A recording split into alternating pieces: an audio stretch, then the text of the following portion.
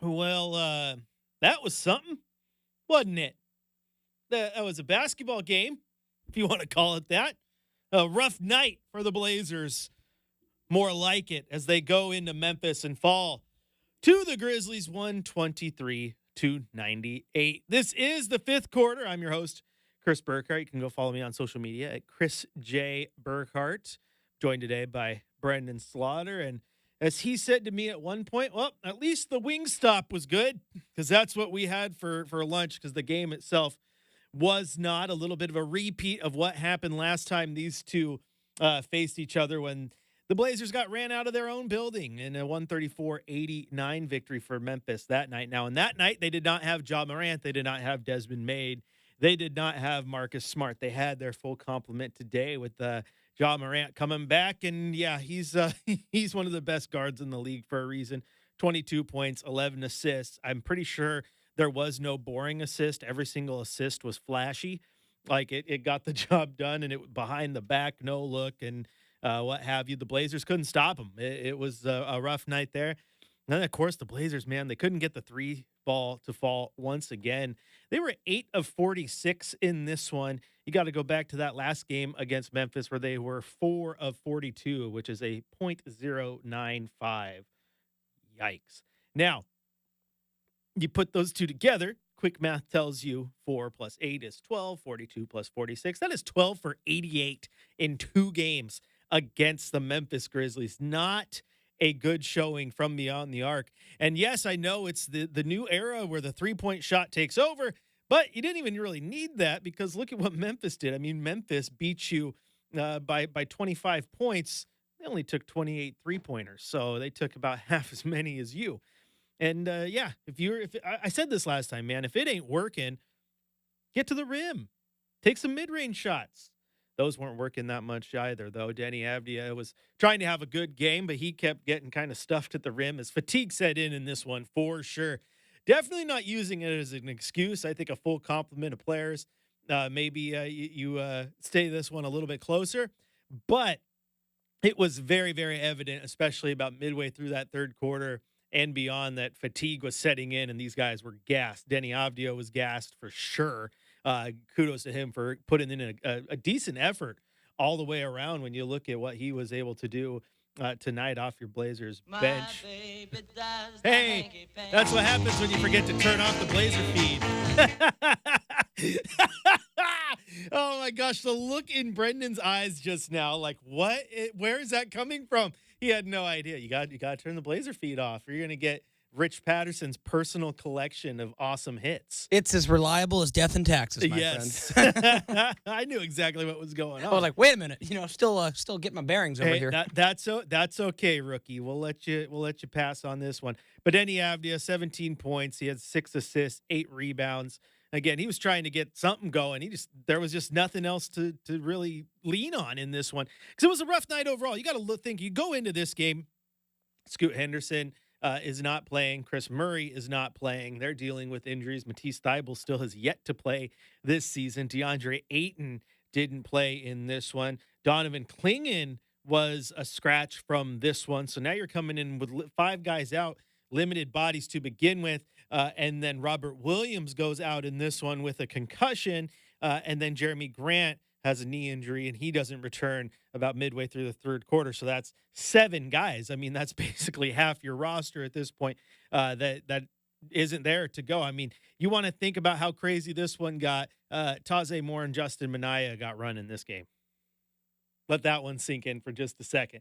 So a rough night for your Portland Trailblazers all the way around. It just a rough one. Injuries definitely played a part in this one, and as well as fatigue. I mean, these road trips are long when you're in the NBA. Let's take a look at the box score, kind of see how this one did factor out. Tamani Kamara had 10 points, 8 rebounds, and 3 assists. 11 points from Jeremy Grant. He only played 20 minutes before he left with that injury. Robert Williams, same thing. He only played 12 minutes in this one, had 3 rebounds, did have 3 blocked shots in that time, that's unfortunate because the Blazers were keeping it close early in this game. They were battling with them. That had a part to do with it. Good defense and rebounding from Rob, but he didn't play much in this one, again, because of that injury.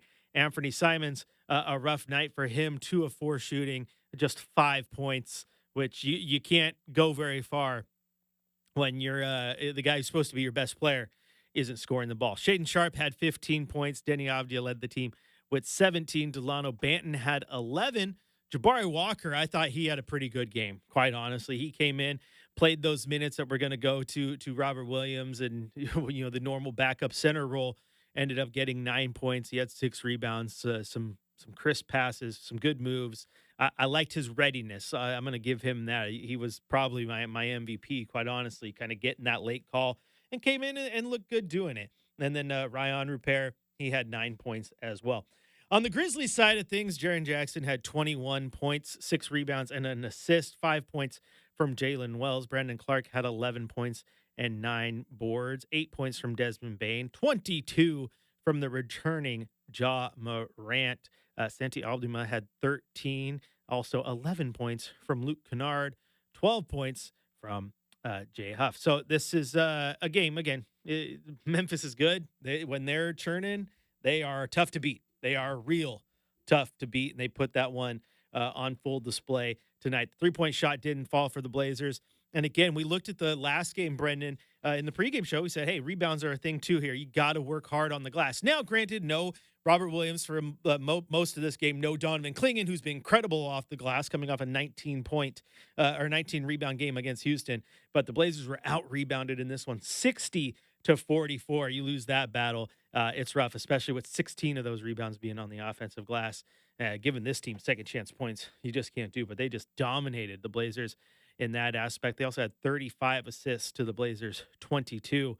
So again, you start looking at those, not good, not good, not good, not good. And again, you live by the 3, die by the 3, 8 of 46 in this one, not great. And like I said, take those away. Go take some 2-point shots. Well, they were 34 of 102 all the way around. I didn't realize for Memphis that Aldama could be this effective. Like, I'm looking at this box score, Chris. I'm everybody can be effective. Coming off the bench, 6 of 12, 17 boards, 13 points. Like, Travis was calling his name a lot in this one. And then, as you mentioned, just the lack of, size in the front court. Like, it ultimately just caught up to the Blazers. They got hurt. They got tired. And again, Memphis is good. They are a very good team. And I think people slept on them because of last year not having Ja. They're 11-7 early out the gate, but they've had games with the other complement of their full roster. But this one, you had to scrape the bottom of your player barrel. Again, when Taze Moore and Justin Minaya are playing, that things are getting rough. And again, 7 players on your injured list by the end of this game. It's going to be tough to play just about anybody. But this game wasn't without its highlights. So before we go to break, Brenden, right, and have plenty more, because we still got Coach's Corner to get to here on your home of the Blazers, Rip City Radio 620. Why don't you hit us with our drive of the night and our shot of the night?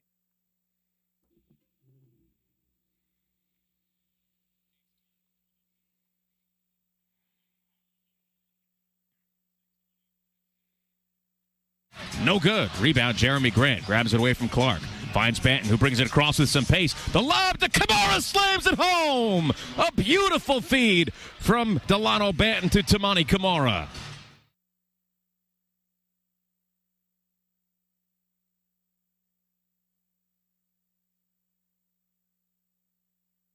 Fakes right, goes left, step back 3 on the way. That's off the mark, and Avdia grabs the ball off of his face. Brings it across with some pace to Walker. He cuts, he drives, he reverses, he banks it in!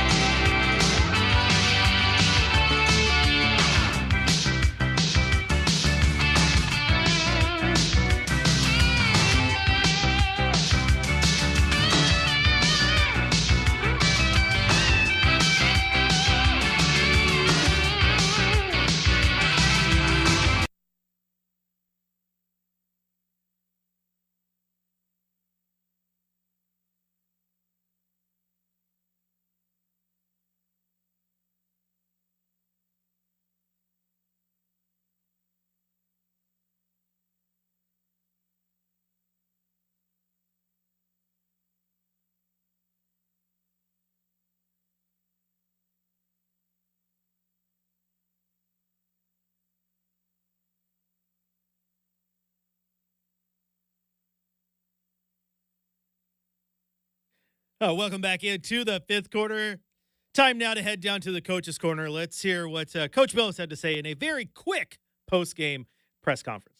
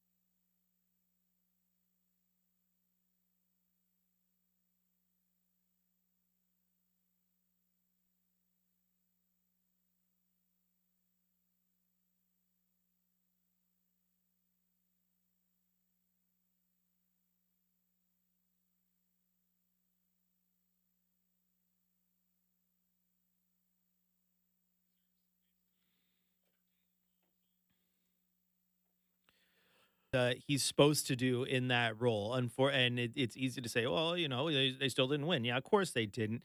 But he had nothing around him tonight. No one was scoring how they should. The injuries piled up. He was playing everywhere on the floor. And I thought he gave it his all. I thought he played a heck of a game, all things considered.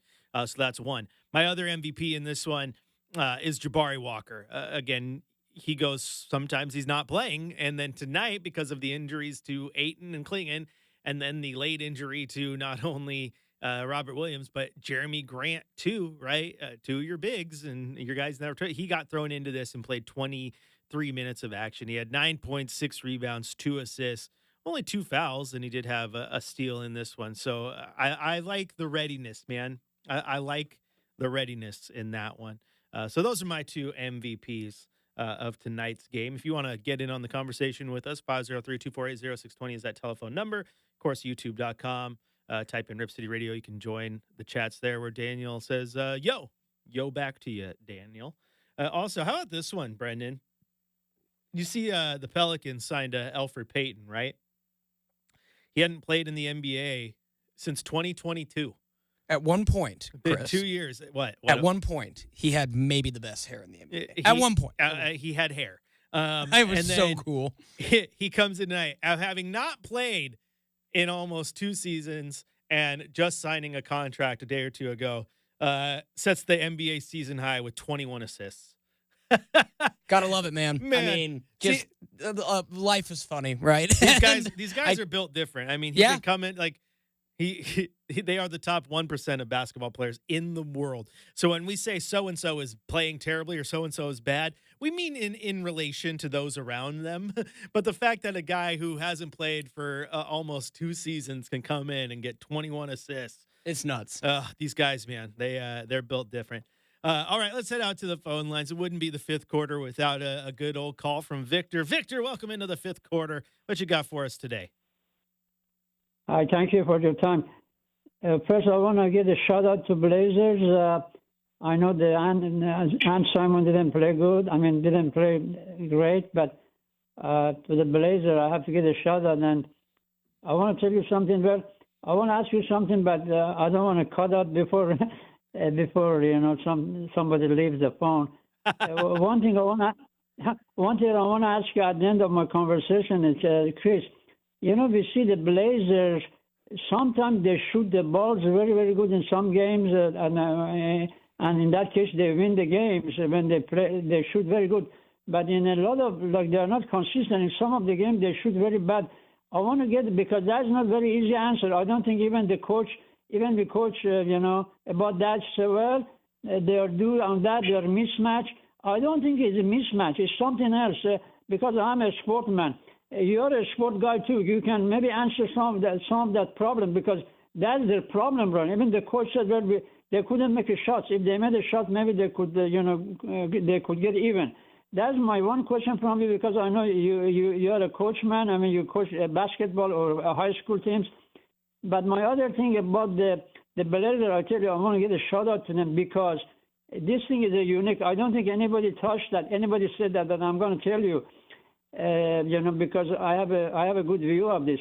Anytime in the past 10 years that I remember, when the Damian came to the board, even further than that, but I don't remember more than 10. But anytime the Blazers playing the other teams, good teams or whatever, the other team, whether it was Memphis or Nuggets or some Mary, Jokic, Greek the Freak, anytime the Blazers played those games, the other game, they brought the most potent players on the board.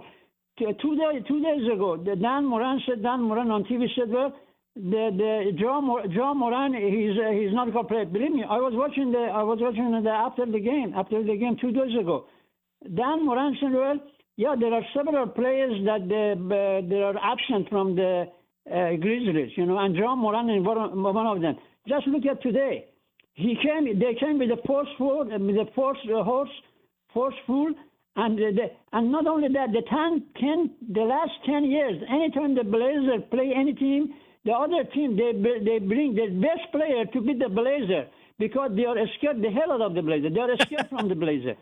I'm telling you, look what the John Moran is today. He was dunking, he was popping like he's I don't want to say bad words, man. I don't want to say bad words about this guy. I don't like that guy.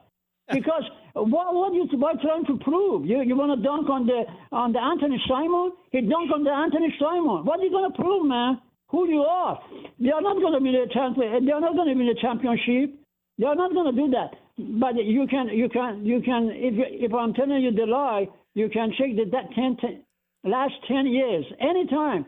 That's not the only time. Anytime the Blazers want to play like Nuggets, they bring Maury. Maury was injured. Yeah, and right when the game starts, he's right there. So what do you think about that? We have to give a shout out to this Blazers. Everybody's afraid of them, man. Thank you. Well, first off, Victor, thank you as always. Your passion is great here. But I don't know. Sometimes it lines up quite well with the Blazers for a guy to come back from an injury and then have a good game. I don't know if it's just the Blazers though. I think we've seen plenty of players come back and just happen to have good games, and so I don't think that's a thing there. I'm not going to hate on Ja Morant for stuffing it on Simons though. Stuff it on anybody you want. What do you have to prove? That you're the best guy on the court. That's what you have to prove. These guys, that's what these guys want. You want to stop me? Block me. Play defense. Do something, man. So I don't mind that at all. I do not mind him dunking on you. And in fact, I like the guys when we get dunked on as a team and the Blazers guys play defense. I remember a few years back when LeBron just absolutely went nuclear on Yusuf Nurkic and just threw like a massive dunk down where everyone in Moda even cheered for it because it was so darn good. And then Nurk was getting pounded on social media for getting dunked on and posterized. I'm like, dude didn't make a business decision. Dude stayed there and tried to get a blocked shot. Of course he got dunked on. Like, I will respect the guy who's on a poster every single time. You know why? Because they didn't get out of the way and just let the guy score. So that's pretty good. I'll take that. But I don't know if there's anything to guys just getting their get-right games against Portland. Now, there might be something to the random guys getting their get-right games against Portland. I mean, remember, OKC comes into town. Mike Muscala goes off, has his career high. Ian Clark, for the longest time, was the Blazer killer. Everyone, who's Ian Clark? Exactly. I'll add one. He got what?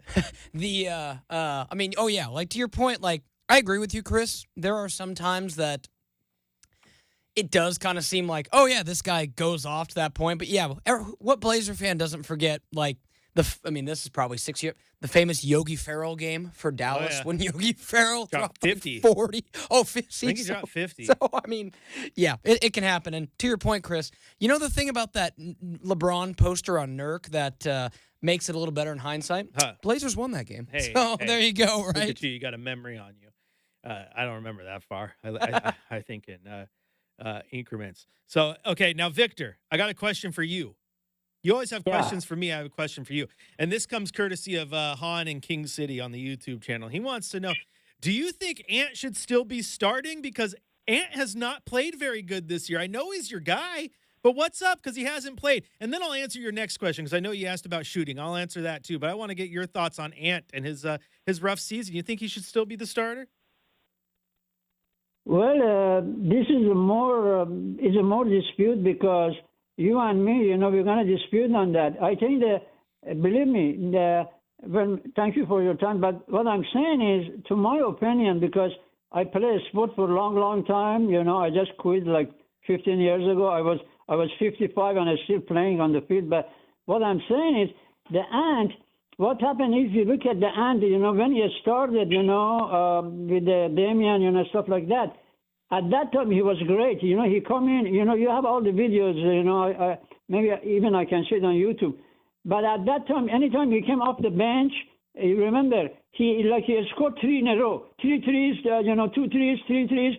And then he had the longest, it was 3 years ago, I think, he had the longest three-pointer. He made 10 three-pointers. You remember that? It was against Sacramento or something. He made 10 threes. And I think that they said that's the most consecutive threes that the Ant said that. But what happened to Ant, when they got Shaden Sharp and Scoot on the board, first they got Shaden Sharp on the board, then all the attention, all the media, even you and Chad, they were talking about there were even movies about, the Shaden Sharp from Canada and his boarding on the airplane. Believe me, it was on the video. It was over the Mount Hood, all of that. So what I'm saying, they didn't make you see, when the Ant came, they didn't make movies of that, like Shade they made. So what I'm saying is, the attention more or less went to Shade, and then the media taking said, well, the Shade Sharp is going to be the future, and when they got the Scoot, then they always said all the time, even now they said, well, they're going to go with the Scoot and Shade Sharp at the future. So, and in the summer, my friend, in the summer, they said Anthony Salmon is going to be a trade on the trade market. And what happened? Godfather and Chad, I remember that Godfather and Chad, they got and talked to the Ant, and the Godfather asked Ant. He said, "Are you upset or are you worried about being traded?" And Ant said, "Well, no, that's a business. Whatever happened." But you're a sport guy. I'm a sport guy. If I'm playing, all my life or most of my life for a sport, and somebody don't make a big deal of me, and they want to put me on the trade, this and that. He's mentally, I talked to you about the psychology, mental. What I'm saying, psychology is the man, is your brain, your mental.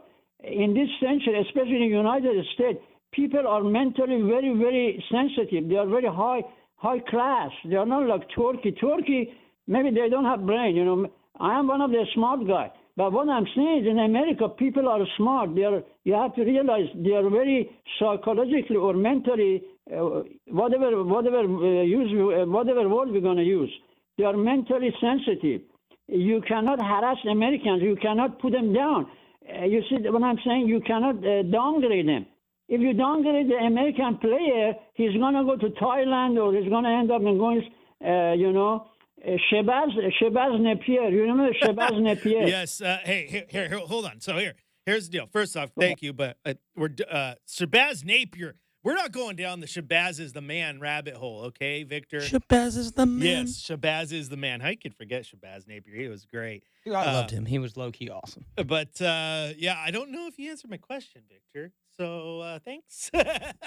But, no, it is interesting with your boy Ant, isn't it? He's had a rough little season here. I think he's a heck of a player, though. I know that's why you like him. I love his shot. I love everything he does. But here's the thing. I want to go back to your original question, Victor, and that was about shooting. I do think there's something going on with this team when it comes to maybe their practice and preparation and the coaches on that roster. Because has this team been better defensively the last handful of games? Yeah. This year, I think they've been much better defensively this year. Offensively, they have rough times, and I think you go back to Terry Stotts, right? Offense was never a problem with Terry and the coaches he had on his staff. I mean, look how much of a better shooter Nasir Little became over a summer or two with the team. So I think you need to maybe get some offensive coaches in there, and you need to really work on those shots because, to your point, it's not always just a great defense. I mean, a lot of the times coaches drop in the hole like they got good looks. I like the shots they got. I like their looks. I like their looks. Well, if you're constantly getting good looks but the shot's not falling, then you need to start working on your shot, and you need to make that shot consistent. You need to make it fall. Yeah, I think that's just the thing, and I would like to see that. The offense needs to be more efficient. That continues to be a problem for this team. I mean, yeah, they held Houston to the other night, but then even again tonight, scoring under 100 points in today's NBA is rough. That's hard to do. that is hard to do. So you got to get better. And going, like I said, this team is now a combined 12 of 88 in their 2 games against Memphis from beyond the arc. 12 of 88. That's just not going to do it. And Brenden, just so you know, I brought this up a while. I don't know if you've paid attention, but when I say it's hard to score under 100 points in today's NBA, there is currently not a single team in the NBA who averages less than 100 points. Yeah, not good. Not good. Yep. And you brought up that crazy stat about just how tough it's been to shoot against the Grizzlies. So they're, all that. Yep, there's a lot. All right, that's going to do it for Blazers game day, or fifth quarter this time around. It's all a blur. By the way, look at that. Chargers lost to the Baltimore Ravens. Harbaugh has Harbaugh's number. I see what you did there. All right, but no, that is going to do it for today. Blazers once again fall to the Memphis Grizzlies in Memphis, 123-98. But we will be back at it because there's still plenty of more Blazers action to go because they got a game on Wednesday as they wrap up the road trip in Indianapolis. Tip-off is at 4 p.m. right here on the Rip City Radio 620, your home of the Portland Trailblazers. I will have Blazers game day for you at 2 o'clock. And then, of course, after the game, as always, we will have the fifth quarter. But now we're going to head to more sports actions for all you sports junkies out there because there's about 5 minutes left in the second period. The Anaheim Ducks are up 2-1 on the Seattle Kraken, and we are going to bounce over to the Seattle Kraken Radio Network. To all you Blazer fans, I will talk to you